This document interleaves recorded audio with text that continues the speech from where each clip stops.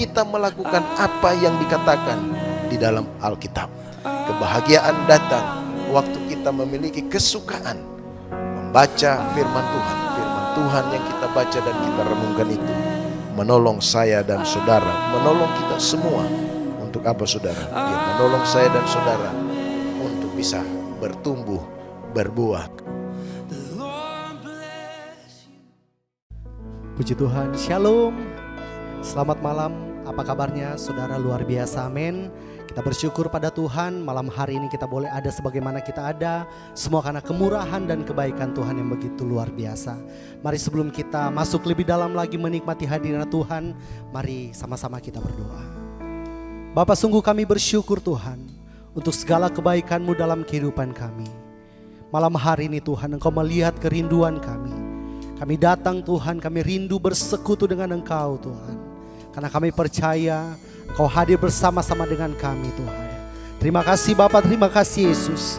Engkau berkati ibadah ini Tuhan. Haleluya. Amin.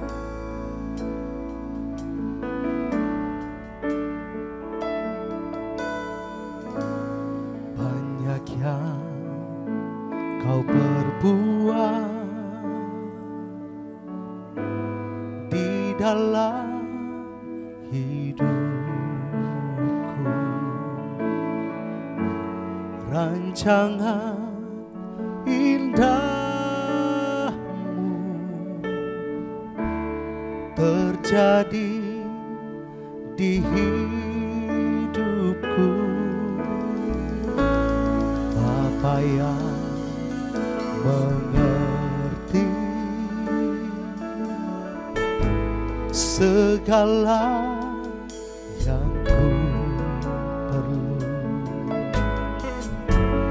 kasih-Mu sempurna nyata dalam hidupku. Ku bersyukur Bapa, ku bersyukur Tuhan buat kasih setia-Mu di dalam hidupku. Ku bersyukur,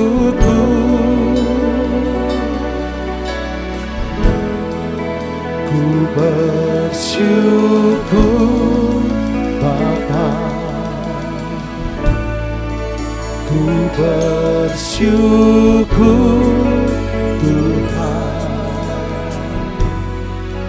buat kasih setia-Mu di dalam hidupku. Ku bersyukur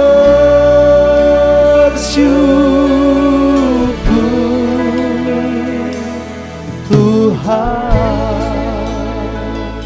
Kita kasih tepuk tangan bagi Tuhan kita. Mari sama-sama katakan, banyak yang Kau perbuat di dalam hidupku, rancangan indahmu terjadi di hidupku. Bapa yang mengerti segala yang ku perlu, kasih-Mu sempurna nyata dalam hidupku. Mari kita berdiri bersama. Ku bersyukur Bapa, ini ungkapan syukur kami. Ku bersyukur Tuhan buat kasih setia-Mu di dalam hidupku. Ku bersyukur ku bersyukur, ku bersyukur Bapa. Ya Tuhan, ku bersyukur Tuhan, kuat kasih setiamu di dalam hidupku. Ku bersyukur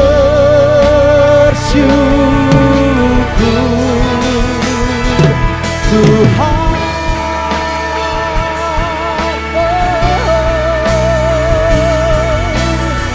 Ini ungkapan syukur kami naikkan hanya bagimu Tuhan. Segala pujian bagimu.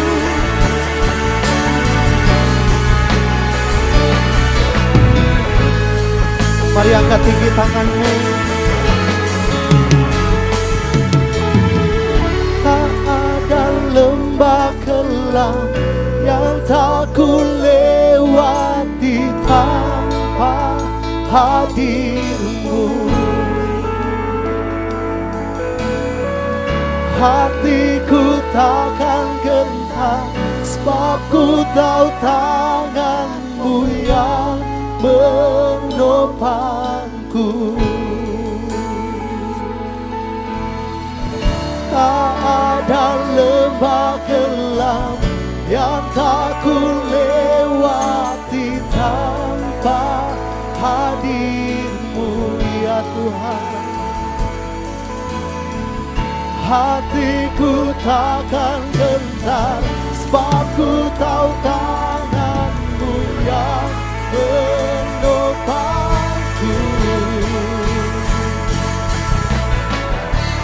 Kaulah Yesus, Kaulah Tuhan, hanya Kau ku percaya. Amin.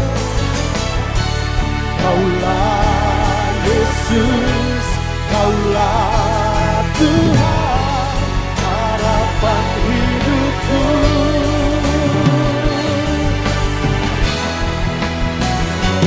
Syukur Bapa, ini ungkapan kami Tuhan. Ku bersyukur Tuhan, yes, buat kasih setiamu di dalam hidupku. Ku bersyukur, ku bersyukur, ku bersyukur Bapa. Ku bersyukur Tuhan, amin, buat kasih setiamu di dalam hidupku. Ku bersyukur,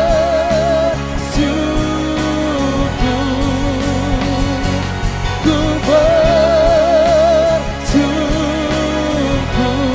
lagi katakan ku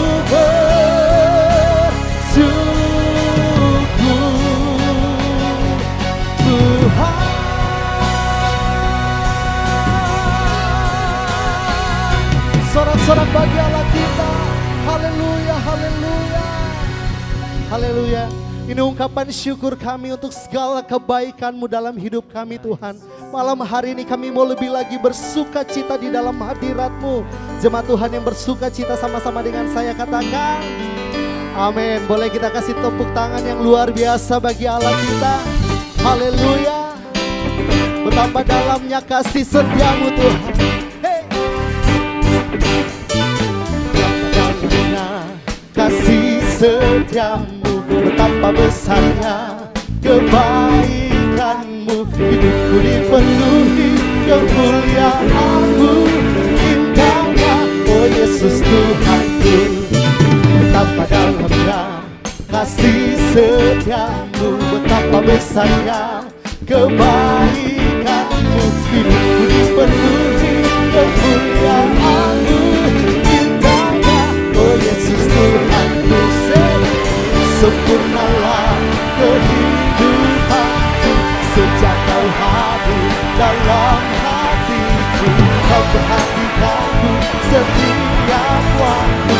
Oh sungguh indahnya Yesus Tuhanku.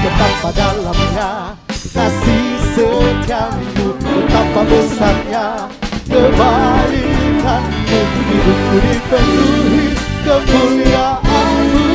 Indahnya, oh Yesus Tuhanku, betapa dalamnya kasih setiamu, betapa besarnya kebaikan-Mu, hidupku dipenuhi kemuliaan-Mu. Indahnya, oh Yesus Tuhanku, sempurnalah kehidupanku sejak Kau hadir dalam hatiku. Kau perhatikanku setiap waktu. Oh sungguh indahnya Yesus Tuhanku, sempurnalah kehidupanku sejak Kau hadir dalam hatiku. Kau perhatikanku setiap waktu. Oh sungguh indahnya Yesus Tuhanku, betapa dalamnya kasih setiamu, betapa besarnya kebaikan-Mu, hidupku dipenuhi kemuliaan-Mu. Indahnya, oh Yesus Tuhanku, betapa dalamnya kasih setiamu, betapa besarnya kebaikan-Mu, hidupku dipenuhi kemuliaan-Mu. Indahnya, oh Yesus Tuhanku, hidupku dipenuhi kemuliaan-Mu. Indahnya, oh Yesus Tuhanku, hidupku dipenuhi kemuliaan-Mu. Indahnya, oh Yesus Tuhanku. Haleluya. Kita kasih tepuk tangan bagi Tuhan kita. Silakan duduk saudara. Kita akan memberikan persembahan. Mari sebelum kita memberikan persembahan kita berdoa. Terima kasih Bapa, terima kasih Yesus untuk segala kebaikan-Mu yang boleh kami rasakan. Malam hari ini kami boleh memuji meninggikan Engkau Tuhan. Biarlah lewat puji-pujian kami, hati-Mu boleh disenangkan Tuhan. Malam hari ini Tuhan, kami rindu memberikan yang terbaik untuk Engkau. Biarlah apa yang kami berikan ini Tuhan, boleh Engkau pakai untuk pelayanan di tempat ini Tuhan. Kau berkati semua yang memberi Tuhan. Kau berkati usaha pekerjaannya Tuhan. Kau berkati keluarga semuanya diberkati Tuhan. Terima kasih Bapa, terima kasih Yesus. Kami siap memberi dengan penuh sukacita. Haleluya. Amin. Saudara boleh berikan persembahan.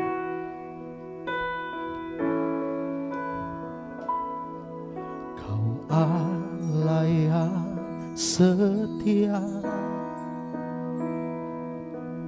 Bapa yang mulia, kasih-Mu besar Tuhan. Kau pulihkan hidupku, Kaulah harapanku. Hidupku dalam-Mu, terima kasih Tuhan. Kau selamatkan hidupku, dengan apa akan ku balas segala kebaikan-Mu. Segenap hatiku menyembah-Mu Yesus. Ku bersyukur padamu selamanya. Kita kasih tepuk tangan bagi Allah kita. Mari sama-sama katakan, Kau Allah yang setia, Bapa yang mulia, kasih-Mu besar Tuhan. Kau pulihkan hidupku,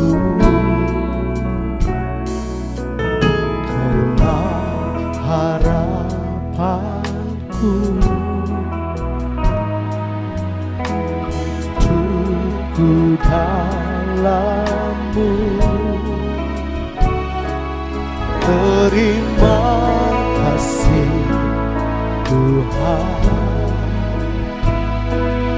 Kau selamatkan hidupku. Dengan apa akan ku balas? Mari angkat tanganmu. Segala kebaikan-Mu ya Tuhan, segenap hatiku menyembah-Mu Yesus. Ku bersyukur padamu. Dengan apa akan ku balas? Amin. Segala kebaikan-Mu,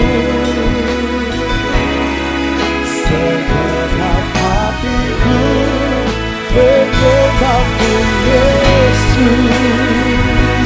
Ku bersyukur padamu. Apa akan ku balas? Segala kebaikan-Mu, segenap hatiku menyembah-Mu Yesus. Ku bersyukur padamu selamanya. Sungguh baik Engkau dalam hidup kami Tuhan. Dengan apa kami membalas setiap kebaikan-Mu dalam hidup kami, selain kami memberikan penyembahan yang terbaik yang dapat menyenangkan hati-Mu Tuhan. Mari saudara yang ada di rumah, kau yang rindu memberikan yang terbaik bagi Tuhan, mari buka tanganmu di hadapan Tuhan. Haleluya Yesus. Dengan apa akan ku balas segala kebaikan-Mu? Segenap hatiku menyembah-Mu Yesus. Ku bersyukur padamu lagi. Dengan apa akan ku balas segala kebaikan-Mu?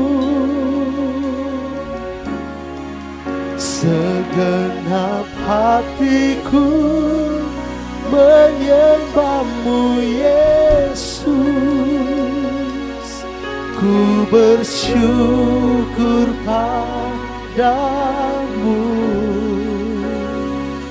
selamanya.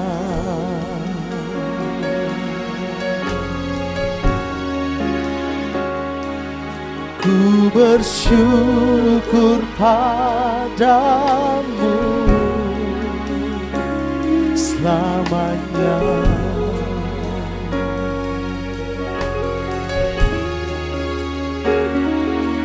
Ku bersyukur padamu selamanya. Boleh kita kasih tepuk tangan bagi Tuhan. Kami bersyukur Tuhan.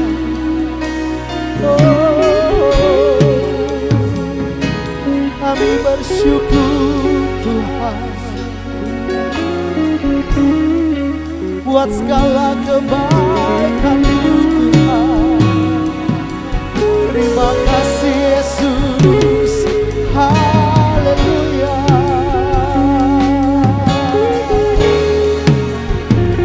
Terima kasih Tuhan. Terima kasih Yesus. Kau segalanya bagi kami Tuhan. Ya rala-rala basi-rala-rala-bo. Terima kasih Yesus.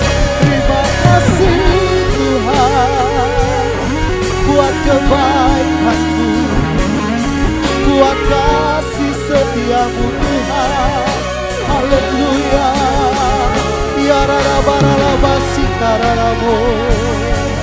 Haleluya. Terima kasih Tuhan. Terima kasih Yesus.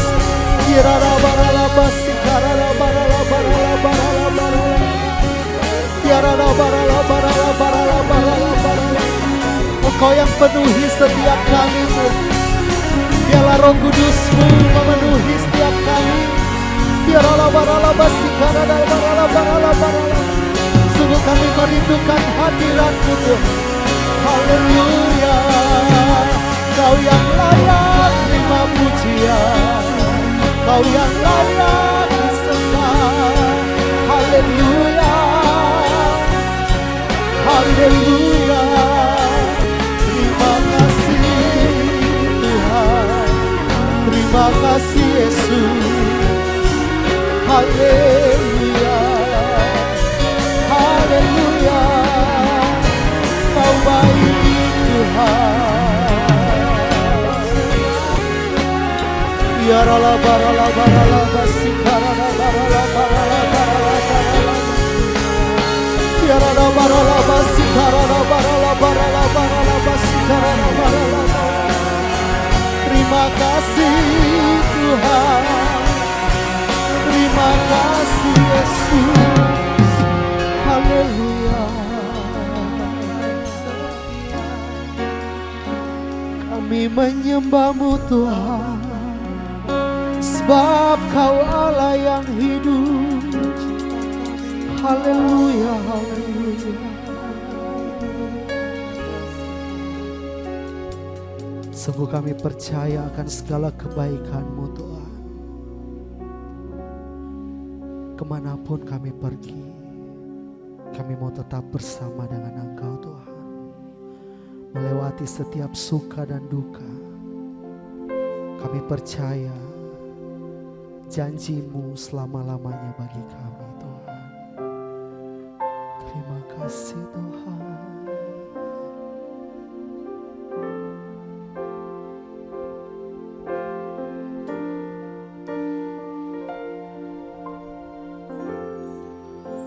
Di tangan-Mu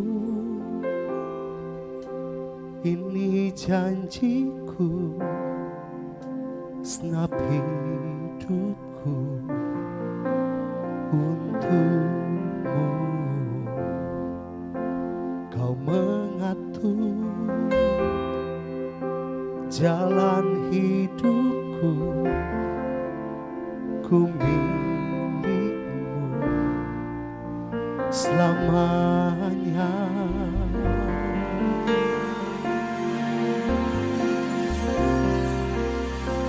Yesus, aku percaya.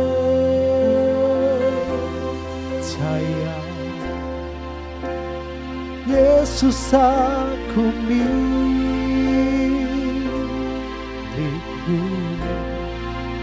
Ku hidup karena-Mu, hanya untuk-Mu. Yesus, aku percaya.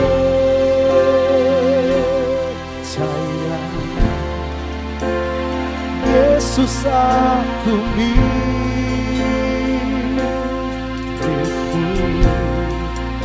Ku hidup karena-Mu, hanya untuk selamanya. Ini iman percaya kami.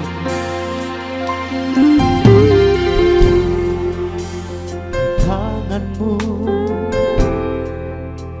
ini janjiku, senap hidupku untuk-Mu.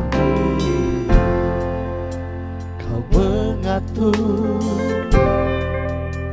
jalan hidupku, ku milik-Mu selamanya.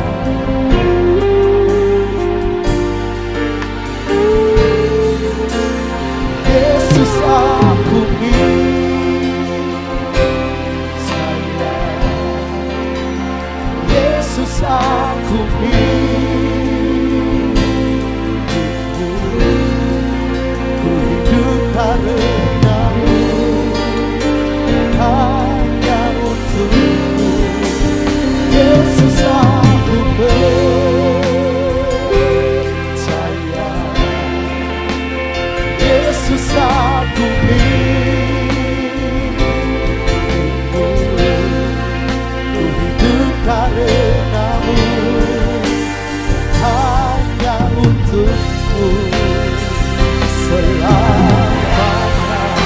Mari kita berdiri bersama.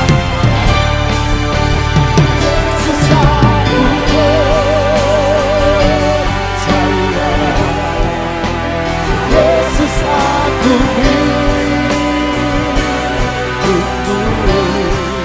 hidup karenamu, hanya untukmu. Yesus aku percaya, Yesus aku hidup karenamu, hanya untukmu selamanya. Ku hidup karenamu, hanya untukmu selamanya. Ku hidup karenamu, hanya untukmu selamanya. Kasih tepuk tangan bagi Allah kita. Haleluya. Tuhan, kami bersyukur untuk malam hari ini. Kami bersyukur untuk kebaikan Tuhan yang terus ada dalam hidup kami. Sampai hari ini kami ada semua karena kemurahan Tuhan yang melimpah atas hidup kami. Malam hari ini Tuhan, kami mengucap syukur kami bisa beribadah. Bahkan kami bisa merenungkan firman Tuhan. Tuhan, tolong kami semua supaya kami bisa memahami firman Tuhan dengan baik. Hidup kami semakin hari semakin dewasa di dalam iman, semakin dewasa di dalam kerohanian. Apa yang kami lakukan selalu menjadi berkat untuk orang lain. Apa yang kami lakukan selalu menjadi membawa kemuliaan bagi Tuhan. Mampukan hamba-Mu yang terbatas ini. Hamba tidak punya kemampuan apa-apa. Hamba sungguh terbatas, penuh dengan kelemahan.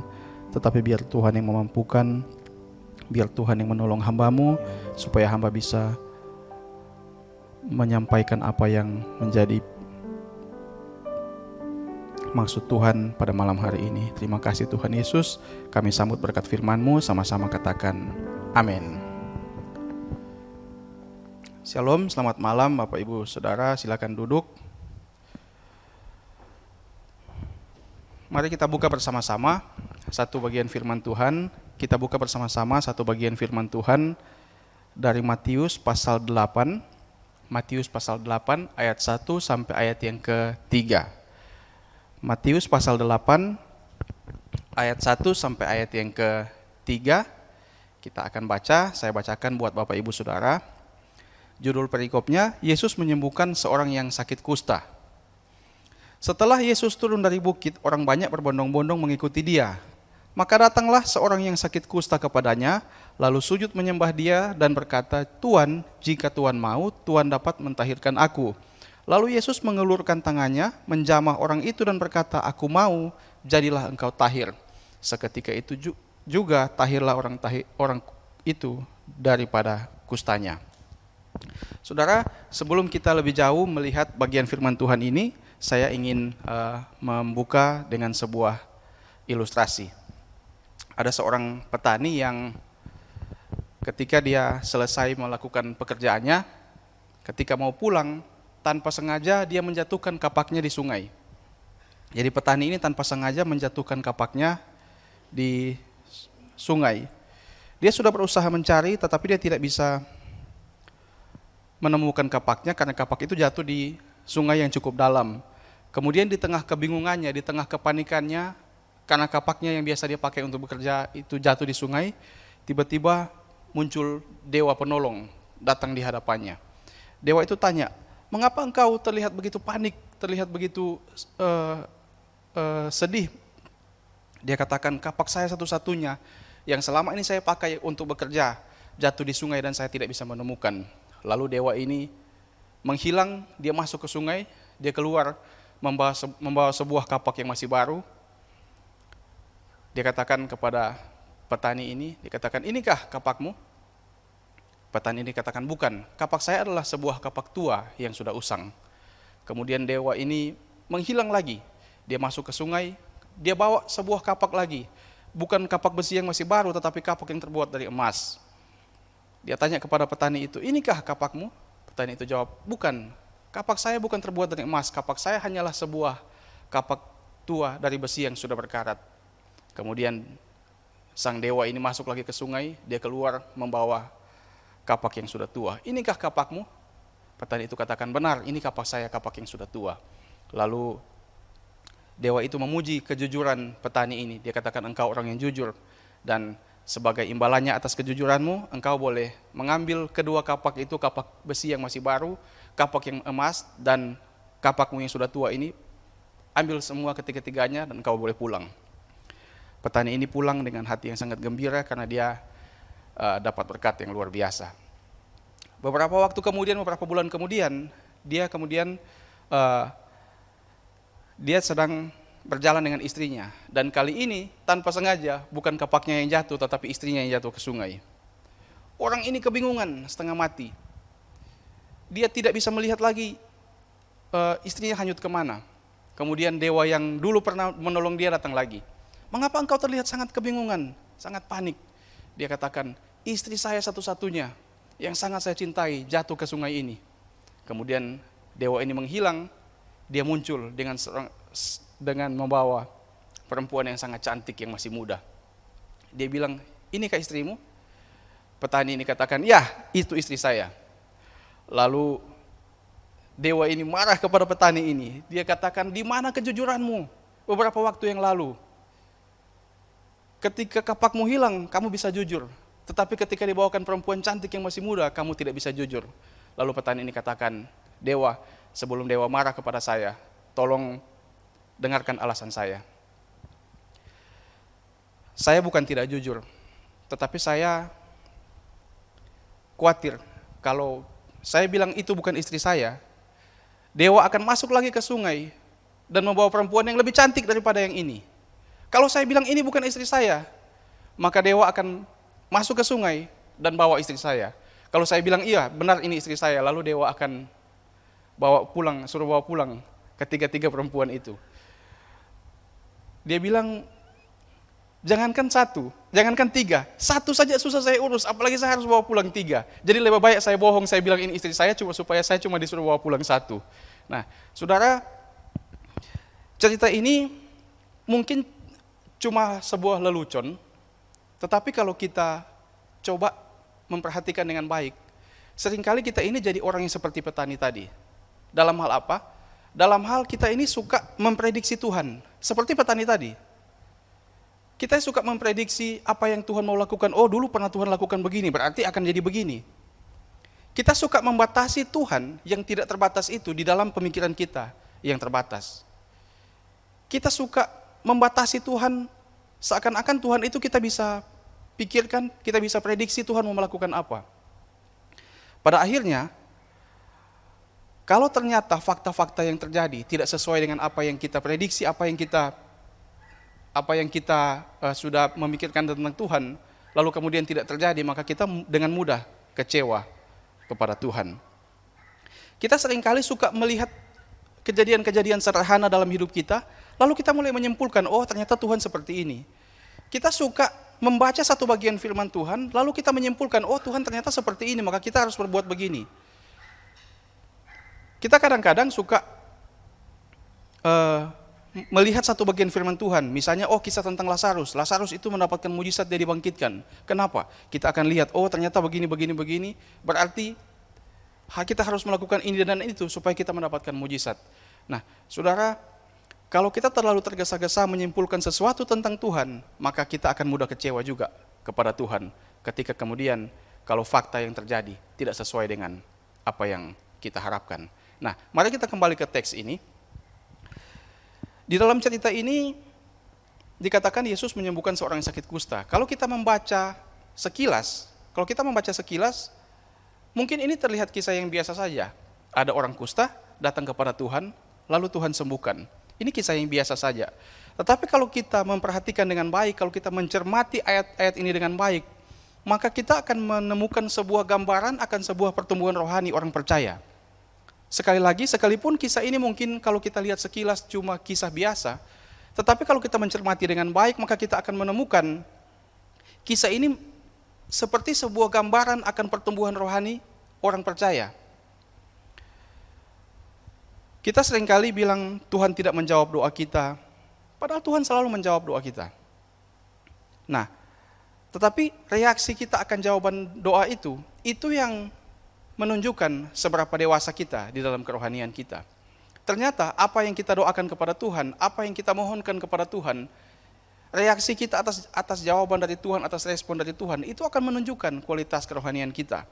Pada bagian ini kita memang melihat interaksi antara orang kusta ini dengan Tuhan Yesus. Tetapi kalau kita zaman sekarang, tentu kita harus memahami ini sebagai sebuah doa.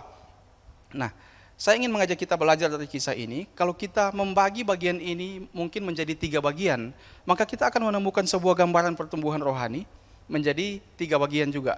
Jadi kalau kita melihat bagian-bagian ini, kalau kita memilah-milah bagian ini, kita akan belajar tentang pertumbuhan rohani yang seharusnya kita juga harus belajar dari situ supaya kedewasaan rohani kita semakin hari semakin bertumbuh. Nah, mari kita lihat satu persatu.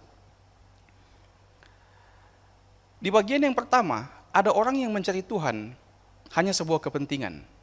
Di bagian yang pertama, pada fase yang pertama, fase yang paling bawah, orang-orang itu mencari Tuhan hanya karena sebuah kepentingan. Orang kusta ini datang kepada Tuhan karena sebuah kepentingan. Dia datang kepada Tuhan karena dia ingin disembuhkan dari kustanya. Tetapi jangan pikir orang kusta ini datang tanpa mengorbankan apa-apa. Dia cukup berkorban ketika dia mau bertemu dengan Tuhan. Jadi orang kusta di zaman itu tidak dipandang seperti orang yang sakit biasa di zaman sekarang. Di zaman itu, sakit kusta itu dianggap sebagai kutukan dari Tuhan. Orang ini adalah orang yang najis, orang yang tidak tahir. Sehingga di zaman itu, orang kusta itu dijauhi, mereka harus tinggal di pinggiran kota, di luar kota, tidak boleh tinggal bersama-sama dengan masyarakat yang umum yang tidak sakit. Bahkan kalau mereka bertemu dengan orang yang tidak sakit, itu ada jarak yang diatur supaya tidak boleh terlalu dekat, karena kalau misalnya terlalu dekat, orang yang tahir bisa menjadi tidak tahir. Orang yang tidak kusta itu bisa menjadi najis kalau berdekatan dengan orang kusta ini. Jadi zaman itu juga sudah ada social distancing, tapi terhadap orang kusta. Nah, orang kusta ini tidak mudah untuk datang kepada Tuhan Yesus. Dia bersusah payah untuk datang. Bahkan di zaman itu, kalau ada 2 orang yang berdiri, satu orang kusta, satu tidak kusta. Kalau angin bertiup dari arah orang kusta kepada orang yang tidak kusta, maka orang yang tidak kusta itu bisa dianggap najis juga. Sebegitu sulitnya kehidupan orang kusta ini, sehingga dia tidak mudah untuk datang kepada Tuhan Yesus. Tetapi kalau dia bisa datang dan bertemu, dia juga cukup berkorban banyak hal. Artinya, ada orang Kristen yang ada di fase ini. Dia datang kepada Tuhan hanya karena sebuah kepentingan, sekalipun dia mengorbankan banyak hal.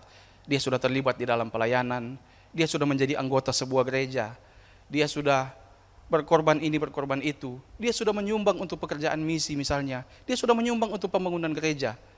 Tetapi pengiringannya kepada Tuhan masih didasarkan sebuah kepentingan. Nah, saudara, seharusnya orang Kristen itu tidak boleh berhenti pada fase ini, dia akan naik kepada fase yang berikutnya. Pada fase yang berikutnya, orang Kristen itu mulai menyadari kuasa dan kehendak Tuhan. Jadi orang kusta ini, coba kita lihat lagi di ayat yang ke-2. Dikatakan, orang kusta ini katakan begini kepada Tuhan Yesus, Tuhan, jika Tuhan mau, Tuhan dapat mentahirkan aku. Nah, pada bagian ini, orang sudah mulai percaya, memahami bahwa Tuhan sanggup melakukan sesuatu, dan kalau Tuhan mau, Tuhan bisa melakukan itu. Artinya pada fase ini orang sudah mulai meningkat kerohaniannya. Dia sudah mulai menyadari kalau Tuhan mau menyembuhkan kita, Tuhan bisa menyembuhkan. Pada fase ini orang sudah mulai berserah kepada kuasa Tuhan. Orang sudah mulai percaya bahwa Tuhan sanggup melakukan segala sesuatu. Ini adalah doa yang benar. Tetapi saudara, orang Kristen itu tidak boleh berhenti pada fase yang kedua ini. Dia harus naik lagi kepada fase yang berikutnya. Pada fase yang berikutnya, seorang percaya, kita sebagai orang yang beriman ini harus bisa menerima apapun keputusan Tuhan.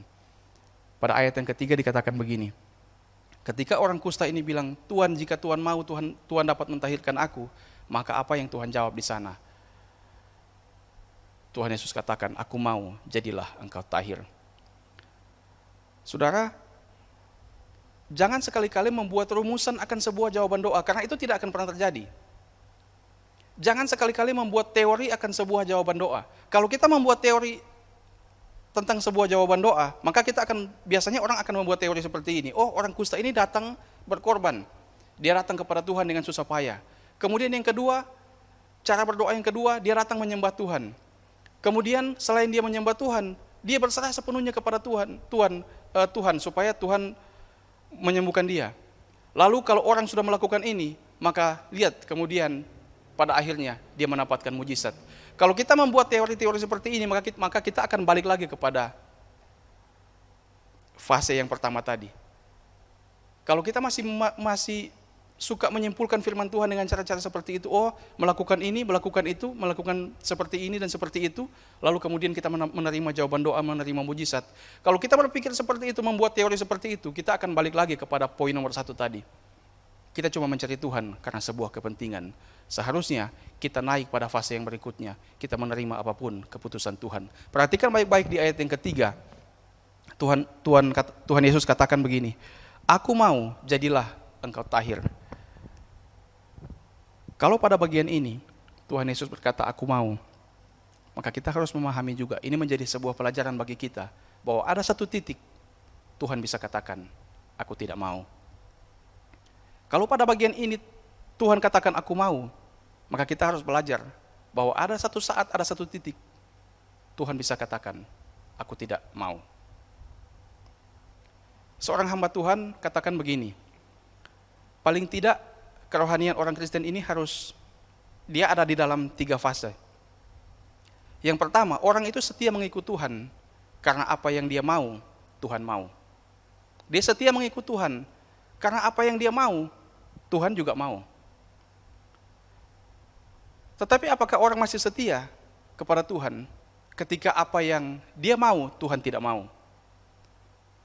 Tetapi sebagai orang Kristen, sekalipun itu berat, kita harus naik kepada fase yang ketiga. Apa yang kita tidak sukai, itu yang Tuhan mau. Dan itu yang pernah dicontohkan oleh Abraham ketika Tuhan meminta Ishak kepadanya. Sesuatu yang dia tidak sukai, itu yang Tuhan mau, dan dia taat pada bagian ini. Itulah sebabnya Abraham dikatakan bapa orang beriman. Kenapa? Pada bagian ini, apa yang dia tidak sukai, itu yang Tuhan mau, dan dia taat. Seringkali ada orang yang cuma setia kepada Tuhan ketika apa yang dia mau, Tuhan mau. Dan mungkin ketika apa yang dia mau, Tuhan tidak mau, orang mungkin masih bisa setia kepada Tuhan. Tetapi ketika apa yang kita tidak sukai, itu yang Tuhan mau, apakah kita masih setia kepada Tuhan atau tidak? Seharusnya kita harus sampai kepada fase yang ketiga. Kita menerima apapun keputusan Tuhan. Kedewasaan rohani kita harus sampai pada titik ini, bahwa kita taat, kita menerima sepenuh hati apapun yang Tuhan kehendaki. Kita sering mungkin mendengar banyak orang bilang, oh ini kunci untuk mendapatkan mujizat harus begini dan begitu. Kunci untuk mendapatkan jawaban doa harus melakukan ini dan melakukan itu. Berdoa, berpuasa, ikut persekutuan doa ini dan itu, lalu kita mendapatkan mujizat. Tetapi fakta mengatakan kepada kita bahwa jawaban doa itu bisa ya, jawaban doa itu bisa tidak, dan bisa tunggu. Kita tidak bisa menolak fakta bahwa seringkali mungkin Bapak Ibu Saudara pernah punya pengalaman ada orang yang kita kasihi sakit. Kita sudah panggil semua hamba Tuhan untuk berdoa. Kita sudah berdoa, sudah berpuasa, sudah berteriak kepada Tuhan, sudah melakukan segala hal yang mungkin menurut kita bisa mendatangkan mujizat. Nyatanya orang yang kita kasihi tetap dipanggil Tuhan. Fakta mengatakan seperti itu. Berarti jawaban doa itu bisa ya, bisa tidak, dan bisa tunggu. Kita harus bisa menerima apapun yang Tuhan kehendaki. Kalau kita melihat fakta ini, maka kita akan bisa menyimpulkan dengan mudah bahwa Tuhan berkata ya untuk sebuah doa kepada orang sakit kusta ini. Tetapi juga pada bagian firman Tuhan yang lain, Tuhan berkata tidak ketika Paulus berdoa. Supaya Tuhan cabut duri dalam dagingnya, Tuhan menolak permintaan dia. Bahkan Tuhan Yesus sendiri pernah berdoa di Taman Getsemani, kalau boleh cawan ini lalu daripadaku, tetapi apa kalimatnya di ujung? Biarlah kehendak Tuhan yang terjadi. Kalau seandainya Tuhan Yesus berdoa, cawan ini lalu daripadaku, dan kemudian berlalu betul, tentu penebusan tidak ada. Dan tidak tahu seperti apa nasib kita. Tuhan bisa berkata ya akan sebuah doa, tetapi Tuhan juga bisa menolak sebuah doa. Tuhan bisa tidak mengabulkan apa yang kita minta. Seperti ketika Paulus berdoa. Tuhan juga bisa katakan tunggu, seperti ketika Lazarus sakit. Dia sudah sakit berat, tetapi Tuhan masih menunda itu. Dan kemudian Lazarus mati, lalu Tuhan datang dan membangkitkan Lazarus. Tuhan bisa menunda sebuah jawaban doa. Atau mungkin ada juga doa yang harus digumulkan terlebih dahulu. Seperti seorang perempuan Yunani, Sirofenisia, yang pernah berdoa kepada Tuhan, Tuhan katakan tidak patut melemparkan roti kepada anjing. Tetapi kemudian Tuhan juga menjawab doanya. Ada macam-macam bentuk jawaban doa di dalam Alkitab. Tetapi apapun itu, kita harus memahami bahwa jawaban doa itulah yang terbaik untuk kita. Kalau Tuhan katakan, Tuhan setuju dengan apa yang kita minta, itu yang terbaik untuk kita. Tetapi kalau Tuhan menolak apa yang kita minta, itu juga yang terbaik. Kalau kita melihat Paulus, Tuhan tidak mengabulkan apa yang dia minta ketika dia minta duri dalam daging dicabut dari dalam dirinya. Tetapi kata-katanya luar biasa. Justru ketika dia lemah, dia katakan justru ketika aku lemah, aku kuat. Segala perkara dapat kutanggung di dalam dia. Ini kata-kata yang luar biasa dari seseorang yang dewasa di dalam rohani. Bukan hanya setia kepada Tuhan ketika apa yang kita mau, Tuhan mau. Mari kita jangan seperti petani tadi yang kehilangan kapaknya. Kita dengan mudah memprediksi, oh Tuhan mau melakukan ini dan itu. Tetapi ketika tidak terjadi apa yang kita mau, kita kemudian kecewa kepada Tuhan. Ingat baik-baik bahwa apapun keputusan Tuhan, sekalipun mungkin tidak baik menurut kita, tetapi itulah yang terbaik. Saya ingin mengakhiri dengan satu cerita. Ada orang yang merasa hidupnya penuh dengan masalah. Ada orang yang merasa hidupnya penuh dengan persoalan. Dia merasa hidupnya penuh dengan problem. Dia merasa Tuhan tidak adil. Karena dia melihat tetangga-tetangganya, dia melihat teman-temannya, dia melihat keluarganya, dia merasa orang-orang ini seperti orang yang hidup tanpa masalah. Sementara dia merasa, saya ini adalah orang yang banyak masalah, banyak persoalan. Setiap hari dia berdoa kepada Tuhan, kenapa Tuhan tidak adil terhadap saya? Saya punya banyak masalah, saya punya banyak problem dalam hidup. Tetapi orang lain sepertinya baik-baik saja. Keluarga saya baik-baik saja, teman-teman saya sepertinya bahagia hidup mereka, tetangga-tetangga saya sepertinya kelihatan bahagia dalam keseharian hidup mereka. Kenapa saya seperti ini, banyak masalah yang terjadi? Dia suka berdoa kepada Tuhan, lalu dia bilang, Tuhan coba sebentar saja Tuhan bersikap adil. Biarkan orang-orang lain ini merasakan apa yang saya rasakan, dan biarkan saya bisa berbahagia seperti teman-teman saya, keluarga saya. Setiap hari dia berdoa begitu kepada Tuhan, dia mengeluhkan masalah ini dan itu. Sampai satu saat, orang ini bermimpi. Dia bermimpi, dia ada di satu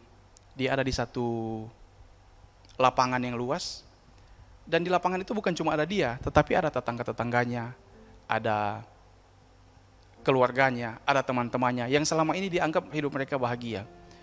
Mereka berkumpul di satu lapangan, di dalam mimpi itu dia mimpi mereka ada di dalam satu lapangan. Kemudian tiba-tiba muncul cahaya, dan dari dalam cahaya itu keluar suara, silakan kalian yang ada di tempat ini, kalian boleh pulang ke rumah, mengambil masalah-masalah kalian di dalam rumah, isi di dalam karung, lalu kembali ke sini, buang masalahmu ke sini.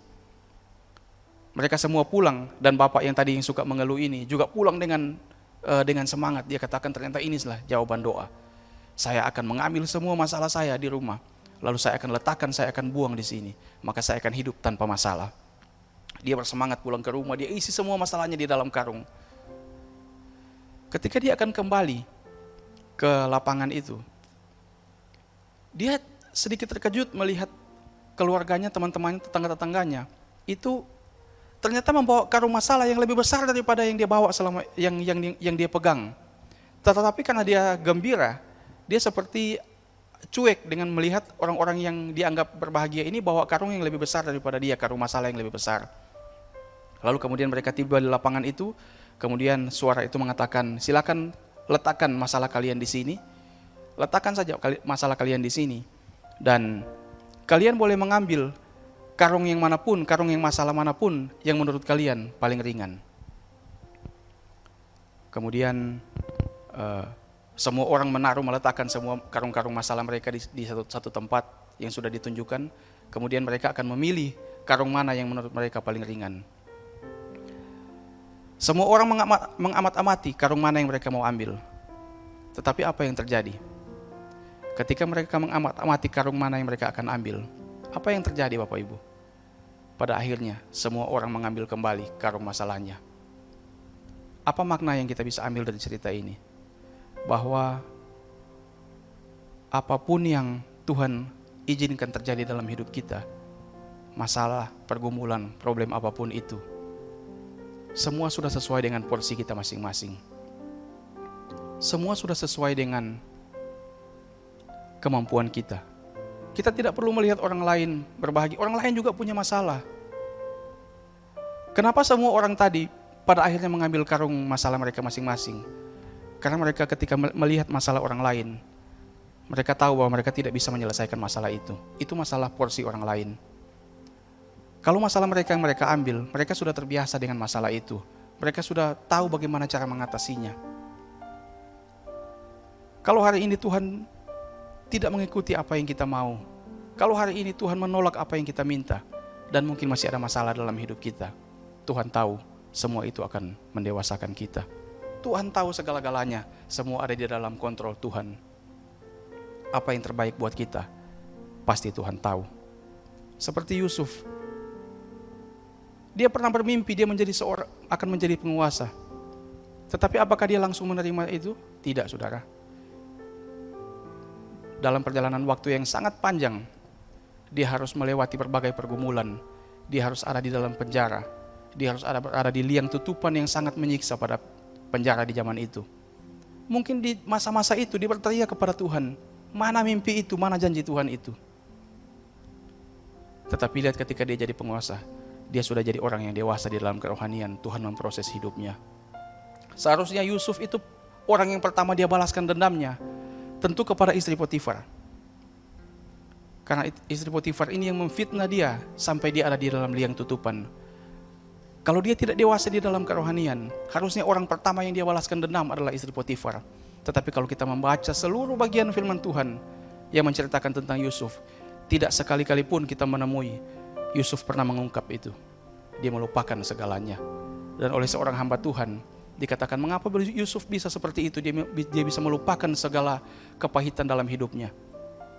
Karena proses yang panjang itu, ketika dia berada di dalam penjara, ketika dia berada di liang tutupan, disitulah Tuhan memproses hidupnya. Dia menjadi orang yang dewasa di dalam rohani. Tuhan mungkin sedang menunda menjawab apa yang kita minta kepada Tuhan. Tuhan mungkin sedang menunda apa yang kita minta kepada Tuhan. Mungkin Tuhan sedang memaksudkan di dalam waktu penantian kita itu, kita belajar berserah diri sepenuhnya kepada Tuhan, taat, melakukan apapun yang Tuhan mau. Saudara, Pendeta Bikman Sirait katakan begini, iman yang besar itu mampu memindahkan gunung, tetapi iman yang benar tetap percaya sekalipun gunung itu tidak pindah. Iman yang besar mampu memindahkan gunung, tetapi iman yang benar tetap percaya sekalipun gunung itu tidak pindah. Mari kita berdoa. Tuhan, hamba-Mu terbatas dalam menyampaikan firman Tuhan, tetapi biar Tuhan yang menolong kami semua, kami jadi orang yang selalu melihat firman Tuhan secara menyeluruh. Kami tidak mengambil bagian firman Tuhan yang enak bagi kami, tetapi kami mau belajar apapun yang Tuhan sampaikan di dalam Alkitab, di dalam firman Tuhan, sehingga kami menjadi orang yang taat kepada Tuhan. Kalau hari ini ada masalah dalam hidup kami, biar Tuhan menguatkan kami, Roh Kudus bekerja dalam hati kami, supaya lewat masalah itu kami belajar untuk taat kepada Tuhan, semakin hari semakin dewasa di dalam kerohanian. Kalau hari ini Tuhan mengabulkan apa yang kami minta, biar kami tahu bahwa itu bukan karena kami, tetapi karena Tuhan berkemurahan bagi kami. Tetapi juga kalau Tuhan tidak mengabulkan apa yang kami minta kepada Tuhan. Biar Tuhan mengajarkan kami supaya kami tahu bahwa segala sesuatu yang Tuhan izinkan terjadi itu mendatangkan kebaikan. Kalau Tuhan masih menunda jawaban doa, biar kami sabar, kami tetap setia mengiring Tuhan selama masa kami menanti apa yang kami minta itu dikabulkan Tuhan. Terima kasih Tuhan Yesus. Ini yang menjadi doa permohonan kami.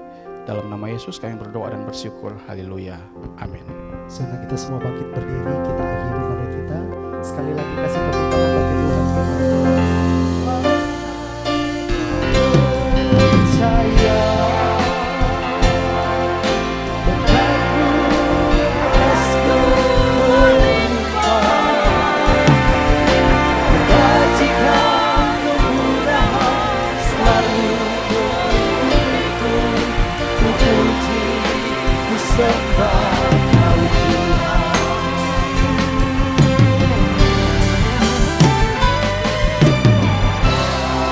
Ku percaya berlaku atasku melimpah, kebajikan kemurahan selalu mengikutiku. Ku puji, ku sembah Kau Tuhan.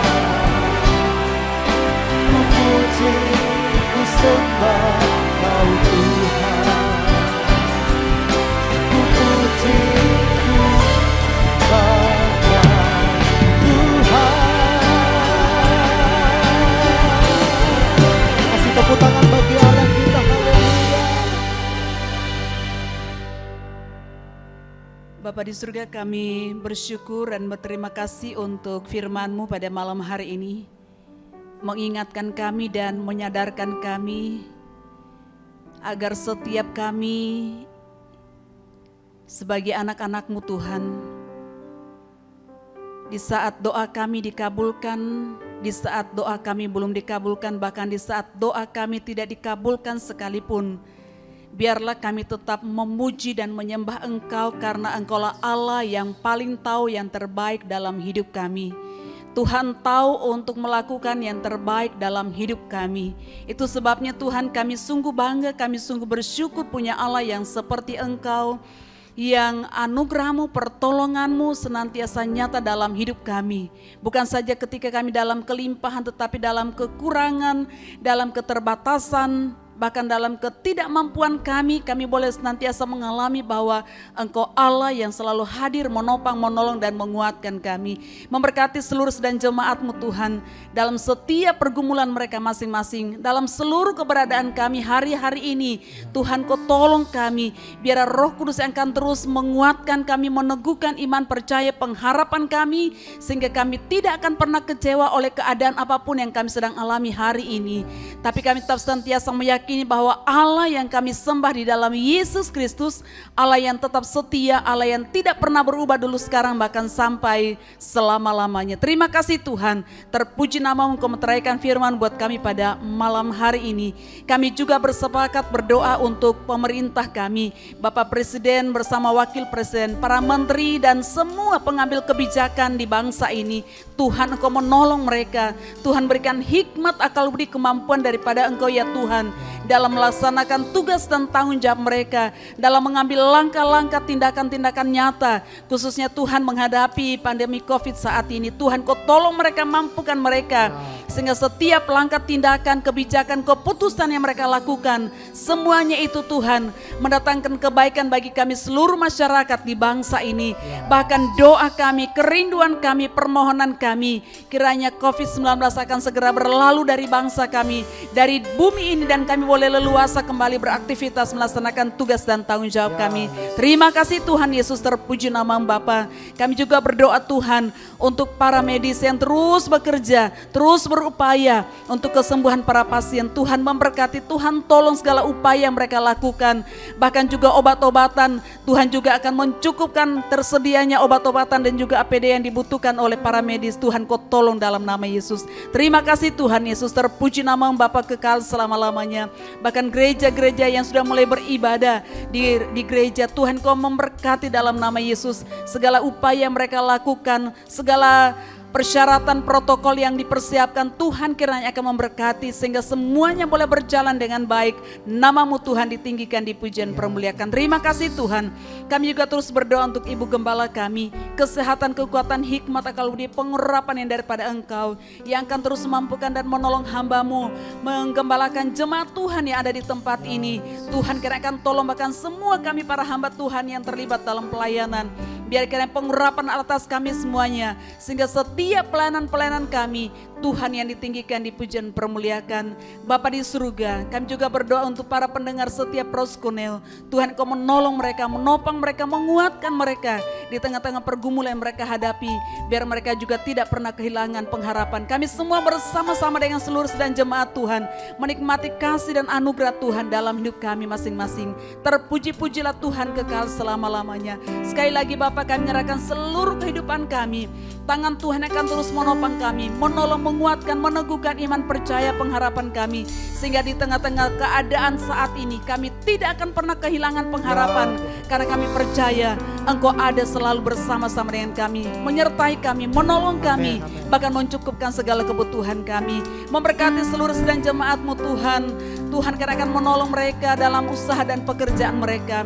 Tuhan memberkati, Tuhan membuat berhasil apa yang dilakukan dan dikerjakan oleh anak-anak-Mu. Terima kasih Tuhan Yesus, terpuji nama-Mu. Berkati hamba-Mu yang sudah menyampaikan firman Tuhan pada malam hari ini. Berkati semua anak-anak-Mu yang sudah terlibat dalam pelayanan pada malam hari ini. Tuhan terus akan pakai hidup mereka, pelayanan mereka untuk kemuliaan dan kebesaran bagi nama Tuhan. Terima kasih Tuhan. Bahkan sepanjang malam yang kami akan lalui Tuhan, kami serahkan dalam perlindungan Tuhan. Kami boleh menikmati istirahat kami, dan kiranya besok pagi kami boleh bangun kembali dengan tidak kurang suatu apapun juga. Kami kembali mengucap syukur untuk hari yang baru. Terima kasih Tuhan. Kami kembalikan segala pujian, hormat, kemuliaan, kebesaran, pengagungan hanya bagi Allah yang layak menerimanya. Mari angkat tangan saudara. Mari kita mengucap syukur kepada Tuhan. Kami bersyukur,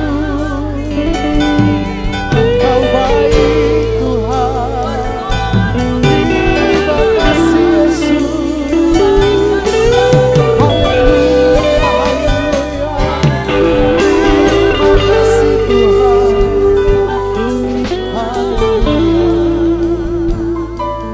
Tuhan menyempurnakan pujian penyembahan kami. Ya, Tuhan menyempurnakan firman-Mu yang Amin, hamba-Mu sudah amin. sampaikan. Ya, Yesus. Tuhan menyempurnakan setiap doa-doa permohonan Ya, kami. Tuhan. Biarlah Tuhan yang ditinggikan, dipujian, permuliakan. Amin, amin. Dan biar kiranya kasih karunia, rahmat, anugerah dari Allah Bapa, Ya, Yesus. cinta kasih dari Tuhan kita, Tuhan Yesus Kristus, Amin, persekutuan, penghiburan, kekuatan dari Roh Kudus Ya, Yesus. yang akan terus menuntun, membimbing, menolong, menyertai kita sekalian mulai hari ini, besok, bahkan sampai selama-lamanya. Yang percaya sama-sama saya katakan amin.